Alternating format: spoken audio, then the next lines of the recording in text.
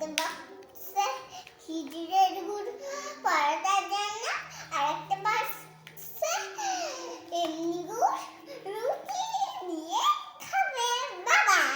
বাহ, আগে ভাত খাবে, তারপর ওগুলো সব কিছু খাবে। আমার তো মনে হচ্ছে বাবা শুধু ভাতই খাবে। না না, ভাতের সঙ্গে ওগুলো সব খাবে। দেখি খায় কিনা। তারপর আমি এই টেবিলে সাজিয়ে দিব। তো বানানো তো হয় না এখনো। যখন জমানো হয়ে যাবে তখন আর একটা পরোটা বাবার জন্য আমি বানাবো।